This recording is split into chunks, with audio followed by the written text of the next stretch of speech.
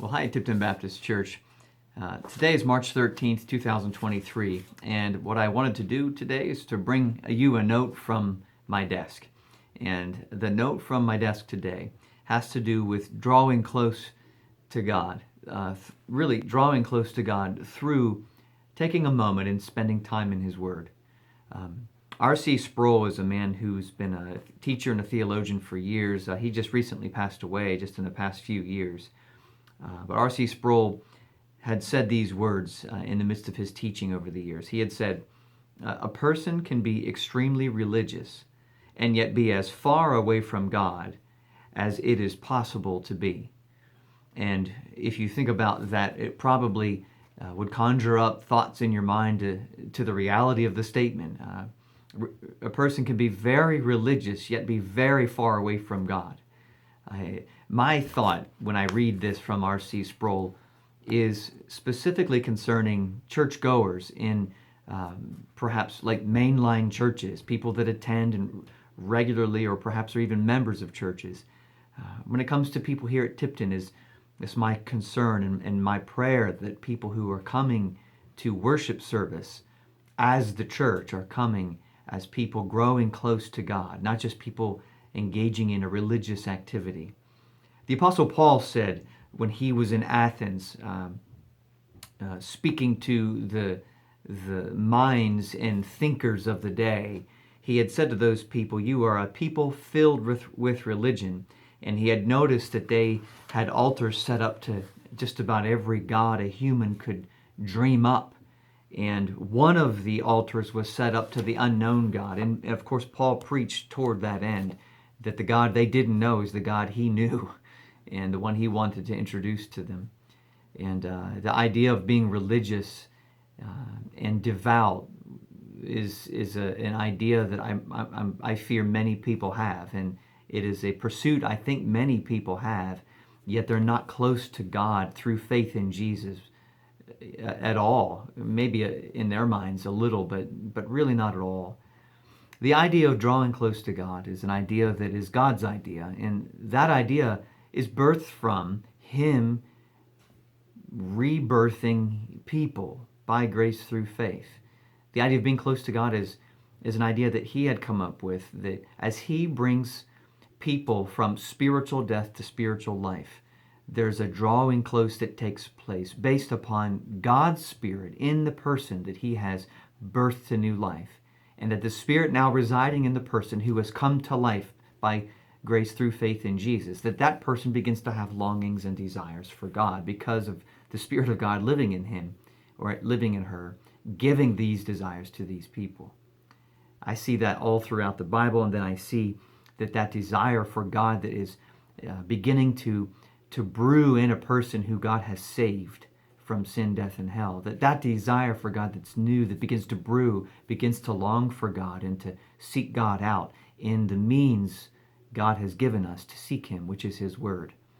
Jesus, in His high priestly prayer in John chapter 17, prayed to His Father for us, saying, "Sanctify them by the truth. Your Word is truth." And it would seem fitting for us to hear those words that Jesus prayed and to go to the thing He was talking about eagerly for our development in our faith, our sanctification, and the way that we are sanctified, the way that we are developed, the way that we grow toward holiness and Christlikeness is through truth. And Jesus is the way, the truth, and the life. And we know that God's Word is truth.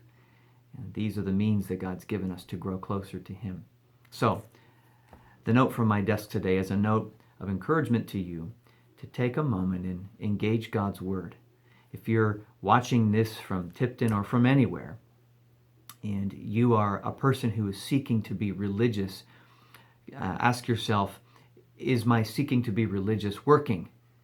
Is my religious pursuit doing anything for me? Or perhaps should I address what I'm pursuing and instead think, I want to pursue God through faith in Jesus, and my pursuit of God through faith in Jesus will lead me to His Word, and I'll find that if the Spirit of God truly resides in me, that I'm going to have a longing to meet God in the Word that He's written for us.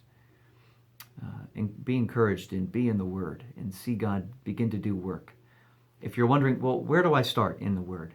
I would start in an epistle of Paul's. I would start in perhaps Philippians and read through it and in a way that is methodical, is slow but methodical. Go chapter by chapter and realize that it is a letter to people. And perhaps you could look at it as a letter to Christians in Philippi, and letters that Paul had written to Christians way back then, cities that we don't call those names anymore. The principles in the letters to the people written all those years ago are principles that still apply to us as Christians today. So maybe begin with Philippians. If you're interested in growing close to God and being devout in your growing more Christ-like in terms of doctrine, perhaps read Ephesians as another epistle of Paul's. Ephesians is what I like to call the doctrinal summary, whereas Romans perhaps is the treatise of Paul for the Christian faith, for the rule of faith and practice. Ephesians is a very, very brief but weighty read as a letter that describes faith and salvation. Philippians is a happy book of Jesus' supremacy and the value of knowing Jesus beyond all other values. These are ways you could grow in your devout seeking Jesus and becoming Christ-like. So from my desk to you, consider what R.C. Sproul said. It's possible to be religious and be as far away from God as possible. Consider that truth in your life and ask yourself, am I growing close to God through the means He's given us, His Word? And if I'm going to get into the Word, where should I start? Maybe Philippians, maybe Ephesians. There are a couple of good starting places. So if you have any questions, of course, you can reach out to me. If you have my information on the church's website, you can email me, you can text me. Until we meet again, I hope you have a desire for God and that you stay in the Word and that you see it's real and true. And I look forward to seeing you hopefully this Sunday.